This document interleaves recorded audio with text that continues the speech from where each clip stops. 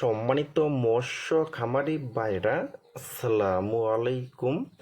আরও একটি নতুন ভিডিওতে স্বাগতম জানাচ্ছি এবং আজকের ভিডিওতে আপনাদের মাঝে কিছু কথা বলবো হাইব্রিড মাগুর মাছ চাষ পদ্ধতি এবং কম খরচে কিভাবে পুকুরে হাইব্রিড মাগুর মাছ চাষ করবেন এবং হাইব্রিড মাগুর মাছটা মাত্র 3 মাসে কিভাবে প্রতিটি মাছের ওজন 1 কেজি করতে পারবেন।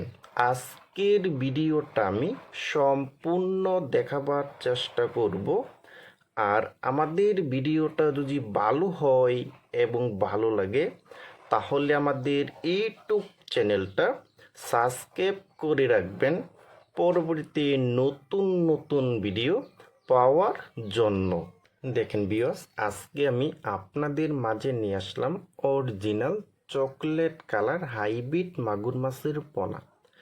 দেখেন ভিউয়ার্স, প্রতিটি মাছের সাইজ কিন্তু 4 ইঞ্চি সাইজের পোনা এবং এই হাইব্রিড মাগুর মাছটা কিন্তু 1 কেজিতে হবে 150 পিস। 150 পিসে 1 কেজি হবে।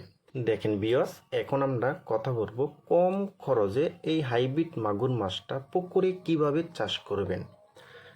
যাদের পুকুরের উপর হাঁসের ফার্ম এবং মুরগির ফার্ম এবং গরুর ফার্ম আছে তারা কিন্তু এই হাইব্রিড মাগুর মাছটা কিন্তু একদম বিনা খরচে কিন্তু চাষ করতে পারবেন এবং পুকুরের যত বেশি ময়লা আবর্জনা এবং খুদি পেনা এবং কচুরি পেনা এইগুলিও কিন্তু এই হাইব্রিড মাগুর মাছে কিন্তু খেয়ে ফেলবে।